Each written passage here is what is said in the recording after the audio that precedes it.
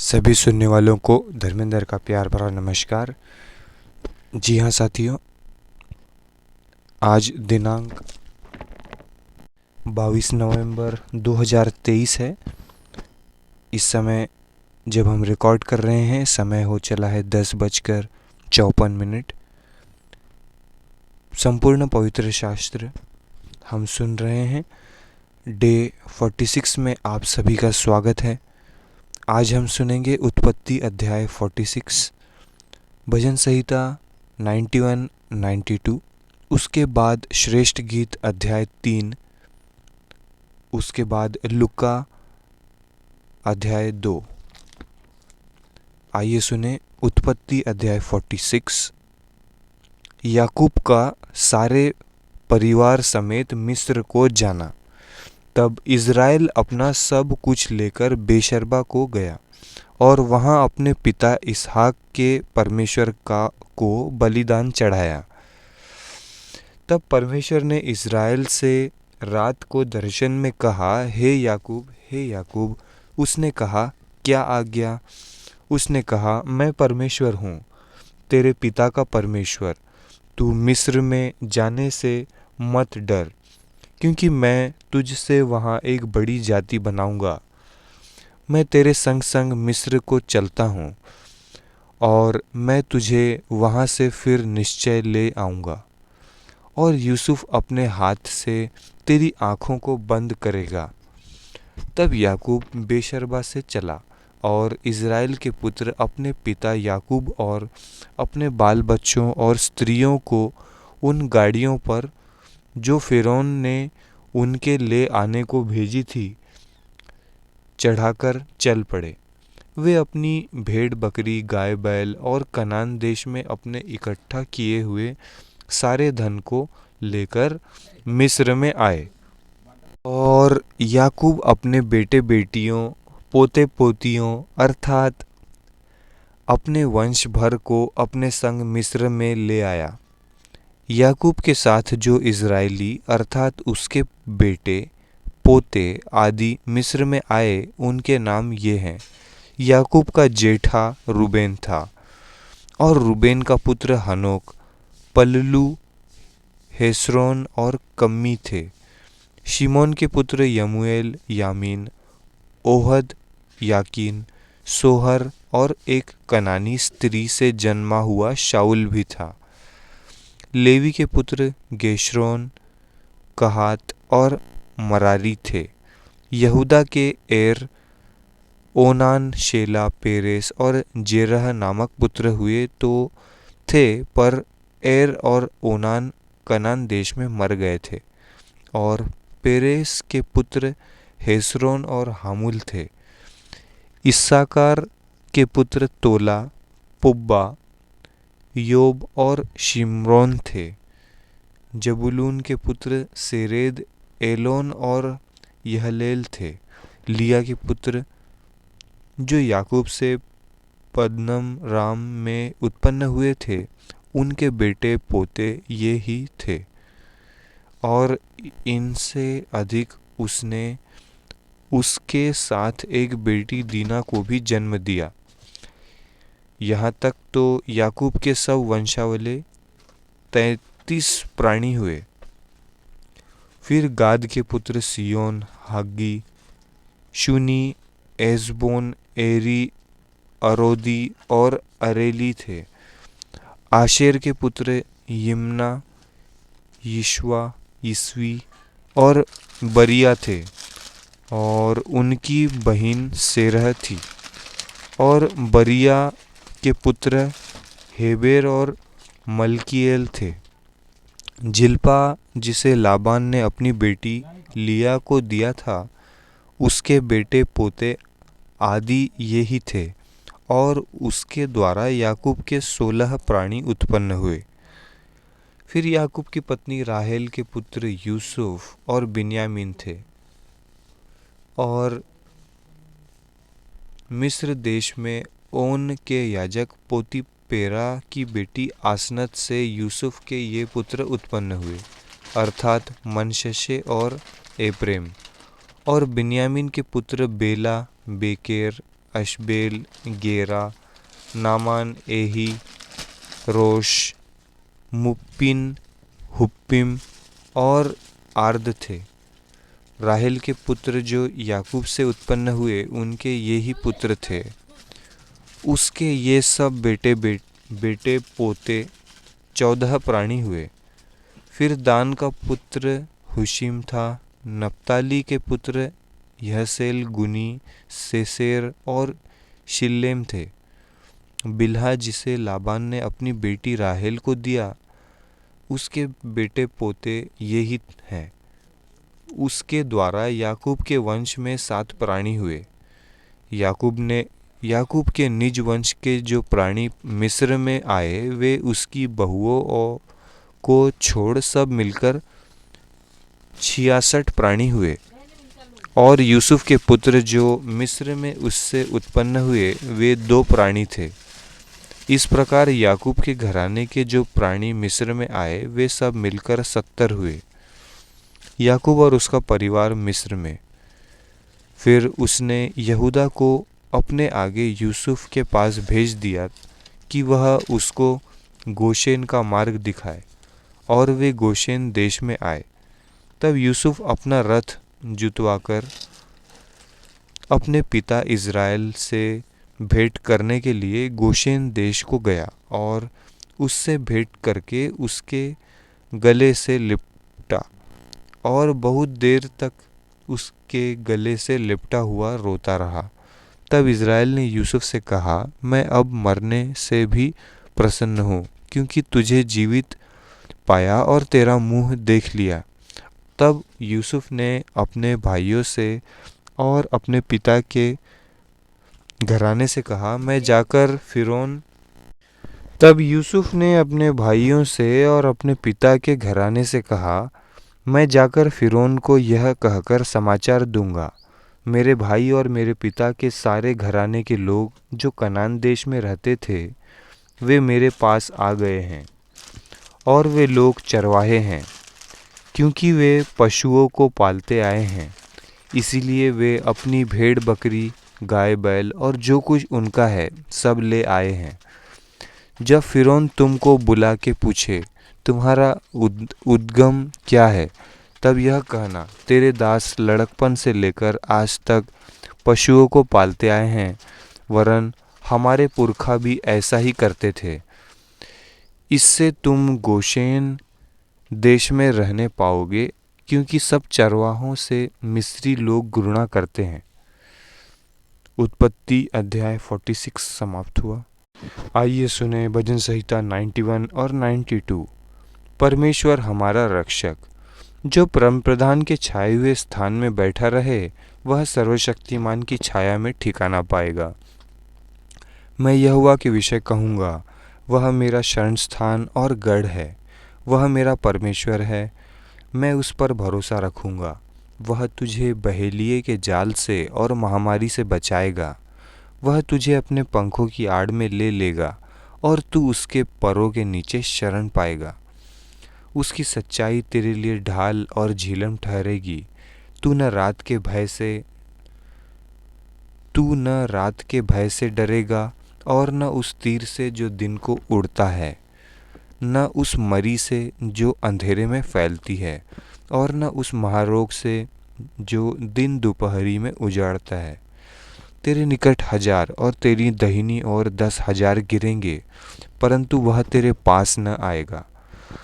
परंतु तू अपनी आँखों से दृष्टि करेगा और दुष्टों के अंत को देखेगा। हे यहोवा, तू मेरा शरण स्थान ठहरा है। तूने जो परम प्रधान को अपना धाम मान लिया है, इसलिए कोई विपत्ति तुझ पर न पड़ेगी, न कोई दुख तेरे डेरे के निकट आएगा, क्योंकि वह अपने दूतों को तेरे निमित्त आज्ञा देगा कि जहाँ कहीं तू जाए वे तेरी रक्षा करें। वे तुझको हाथों हाथ उठा लेंगे। ऐसा न हो कि तेरे पाँवों में पत्थर से ठेस लगे। तू सिंह और नाग को कुचलेगा। तू जवान सिंह और अजगर को लताड़ेगा। उसने जो मुझसे स्नेह किया है, इसलिए मैं उसको छुड़ाऊंगा। मैं उसको ऊंचे स्थान पर रखूंगा, क्योंकि उसने मेरे नाम को जान लिया है।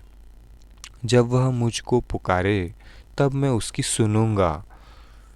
संकट में मैं उसके संग रहूंगा। मैं उसको बचाकर उसकी महिमा बढ़ाऊंगा। मैं उसको दीर्घायु से तृप्त करूंगा और अपने किए हुए उद्धार का दर्शन दिखाऊंगा। स्तुति का गीत 92 भजन संहिता। यहोवा का धन्यवाद करना भला है। हे परम प्रधान, तेरे नाम का भजन गाना, प्रातः काल को तेरी करुणा और प्रति रात तेरी सच्चाई का प्रचार करना, 10 तार वाले बाजे और सारंगी पर और वीणा पर गंभीर स्वर से गाना भला है। क्योंकि हे यहोवा, तूने मुझको अपने काम से आनंदित किया है और मैं तेरे हाथों के कामों के कारण जय जयकार करूँगा। हे यहोवा, तेरे काम क्या ही बड़े हैं, तेरी कल्पनाएं बहुत गंभीर हैं।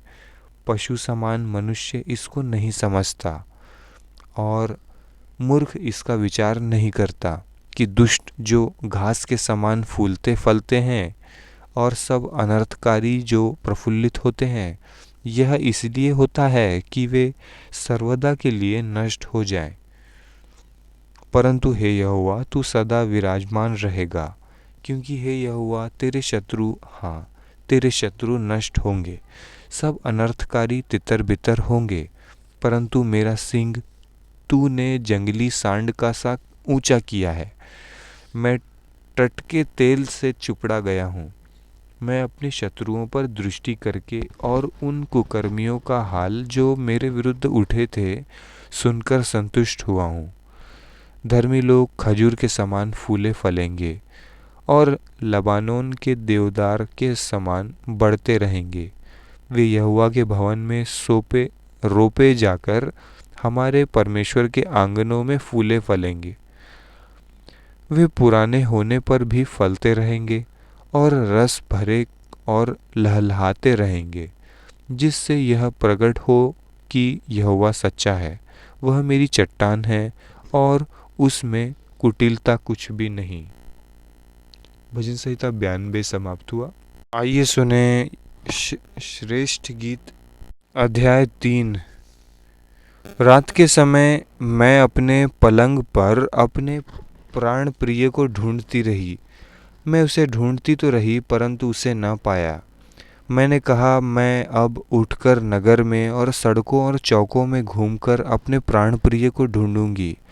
मैं उसे ढूंढती तो रही परंतु उसे न पाया। जो पहरुए नगर में घूमते थे वे मुझे मिले।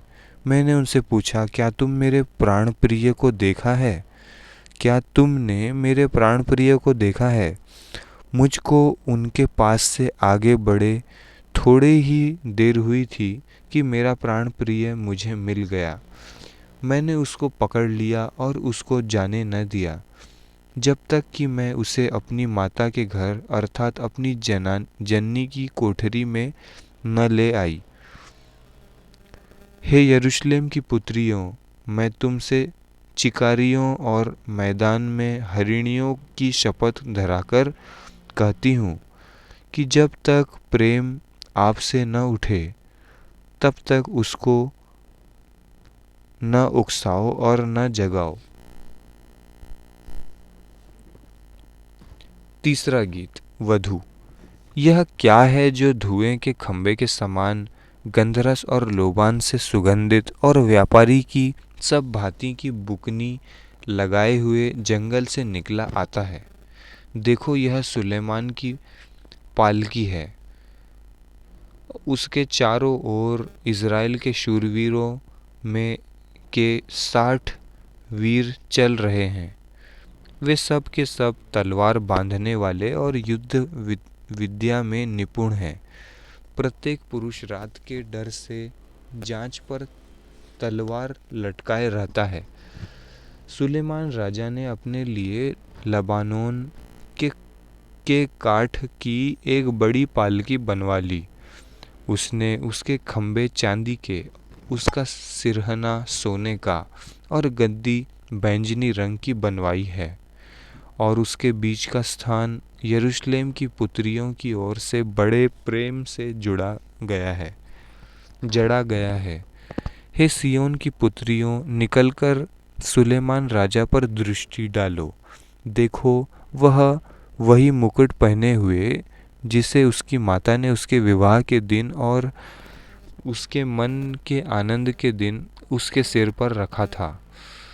श्रेष्ठ गीत अध्याय 3 समाप्त हुआ। लूका अध्याय 2। यीशु का जन्म। उन दिनों में औगुस्तुस कैसर की ओर से आज्ञा निकली कि सारे जगत के लोगों के नाम लिखे जाएं। यह पहली नाम लिखाई उस समय हुई जब क्विरिनियुस सीरिया का हाकिम था। सब लोग नाम लिखवाने के लिए अपने अपने नगर को गए। अतः यूसुफ भी, इसीलिए कि वह दाऊद के घराने और वंश का था, गलील के नासरत नगर में से यहूदिया में दाऊद के नगर बैतलहम को गया कि अपनी मंगेतर मरियम के साथ जो गर्भवती थी नाम लिखवाए। उसके वहाँ रहते हुए उसके जनने के दिन पूरे हुए और वह अपना पहलौठा पुत्र जनी और उसे कपड़े में लपेटकर चरनी में रखा, क्योंकि उनके लिए सराय में जगह न थी। स्वर्गदूतों द्वारा चरवाहों को संदेश। उस देश में कितने गडरिये थे जो रात को मैदान में रहकर अपने झुंड का पहरा देते थे, और प्रभु का एक दूत उनके पास आ खड़ा हुआ और प्रभु का तेज उनके चारों ओर चमका और वे बहुत डर गए। तब स्वर्गदूत ने उनसे कहा, मत डरो, क्योंकि देखो, मैं तुम्हें बड़े आनंद का सुसमाचार सुनाता हूँ जो सब लोगों के लिए होगा, कि आज दाऊद के नगर में तुम्हारे लिए एक उद्धारकर्ता जन्मा है, और यही मसीह प्रभु है। और इसका तुम्हारे लिए यह पता है कि तुम एक बालक को कपड़े में लिपटा हुआ और चरनी में पड़ा पाओगे।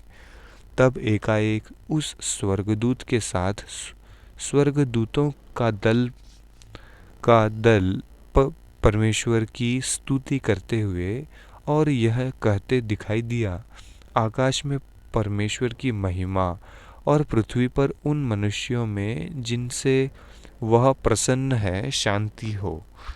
जब स्वर्गदूत उनके पास से स्वर्ग को चले गए तो गडरिये ने आपस में कहा, आओ हम बैतलहम जाकर यह बात जो हुई है और जिसे प्रभु ने हमें बताया है देखें। और उन्होंने तुरंत जाकर मरियम और यूसुफ को और चरनी में उस बालक को पड़ा देखा। इन्हें देखकर उन्होंने वह बात जो इस बालक के विषय में उनसे कही गई थी प्रकट की, और सब सुनने वालों ने उन बातों से जो गडरियों ने उनसे कही आश्चर्य किया। परंतु मरियम ये सब बातें अपने मन में रखकर सोचती रही, और गडरिये जैसे उनसे कहा गया था वैसा ही सब सुनकर और देखकर परमेश्वर की महिमा और स्तुति करते हुए लौट गए। यीशु का नामकरण। जब 8 दिन पूरे हुए और उसके खतने का समय आया तो उसका नाम यीशु रखा गया, जो स्वर्गदूत ने उसके पेट में आने से पहले कहा था। चेक। मंदिर में यीशु का अर्पण। जब मूसा की व्यवस्था के अनुसार उनके शुद्ध होने के दिन पूरे हुए तो वे उसे यरूशलेम में ले गए कि प्रभु के सामने लाए। जैसा कि प्रभु की व्यवस्था में लिखा है, हर एक पहिलौठा प्रभु के लिए पवित्र ठहरेगा। और प्रभु की व्यवस्था के वचन के अनुसार पंडुकों का एक जोड़ा या कबूतर के 2 बच्चे लाकर बलिदान करें। शमौन का गीत। यरूशलेम में शमौन नामक एक मनुष्य था, और वह मनुष्य धर्मी और भक्त था, और इज़राइल की शांति की बाट जोह रहा था। और पवित्र आत्मा उस पर था, और पवित्र आत्मा द्वारा उस पर प्रकट हुआ था कि जब तक वह प्रभु के मसीह को देख न लेगा तब तक मृत्यु को न देखेगा।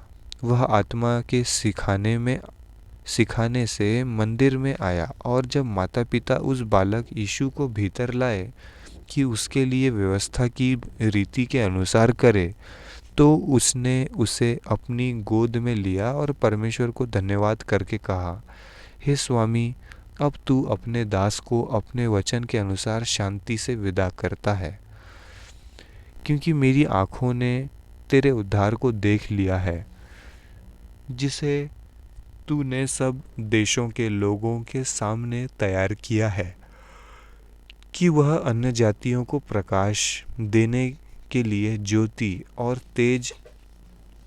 तेरे तेज लोग इज़राइल की महिमा हो। उसका पिता और उसकी माता इन बातों से जो उसके विषय में कही जाती थी आश्चर्य करते थे।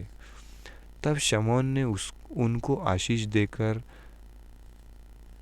उसकी माता मरियम से कहा, देख, यह तो इज़राइल में बहुतों के गिरने और उठने के लिए और एक ऐसा चिन्ह होने के लिए ठहराया गया है जिसके विरोध में बातें की जाएंगी, वरन मेरा प्राण भी तलवार से पार छिद जाएगा। इससे बहुत हृदयों के विचार प्रकट होंगे। हन्ना की गवाही।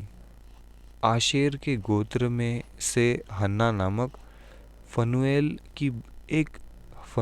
की बेटी एक भविष्यद्वक्तिन थी। वह बहुत बूढ़ी थी और विवाह होने के बाद 7 वर्ष अपने पति के साथ रह पाई थी।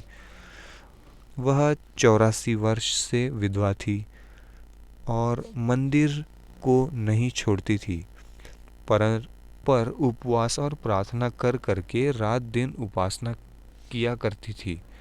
और वह उस घड़ी वहाँ आकर प्रभु का धन्यवाद करने लगी और उन सबों से जो यरूशलेम के छुटकारे के बाट जोहते थे उस बालक के विषय में बातें करने लगी।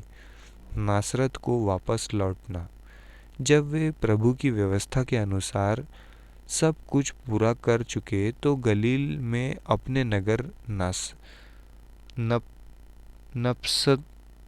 नपसरत को फिर चले गए। और बालक बढ़ता और बलवंत होता और बुद्धि से परिपूर्ण होता गया और परमेश्वर का अनुग्रह उस पर था। बालक यीशु मंदिर में। उसके माता पिता प्रतिवर्ष फसह के पर्व में यरूशलेम जाया करते थे। जब यीशु 12 वर्ष का हुआ तो वे पर्व की रीति के अनुसार यरूशलेम को गए। जब वे उन दिनों को पूरा करके लौटने लगे तो बालक यीशु यरूशलेम में रह गया और यह उसके माता पिता नहीं जानते थे। वे यह समझकर कि वह अन्य यात्रियों के साथ होगा, एक दिन का पड़ाव निकल गए और उसे अपने कुटुंबियों और जान पहचान वालों में ढूंढने लगे।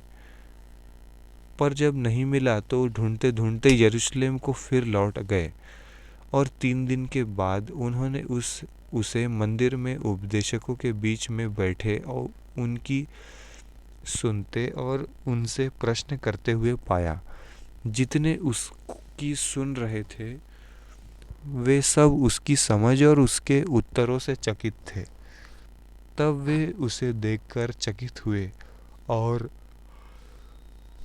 उसकी माता ने उससे कहा, हे पुत्र, तूने हमसे क्यों ऐसा व्यवहार किया? देख, तेरा पिता और मैं कुढ़ते हुए तुझे ढूंढते थे। उसने उनसे कहा, तुम मुझे क्यों ढूंढते थे?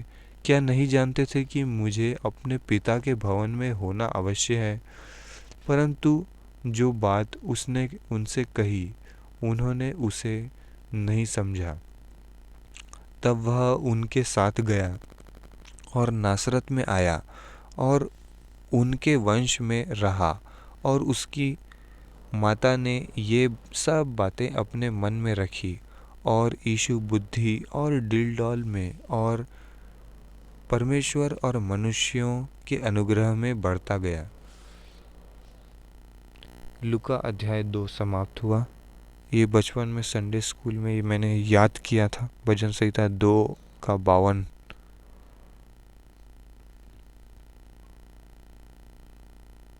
इसी के साथ ही डे 45 समाप्त हुआ।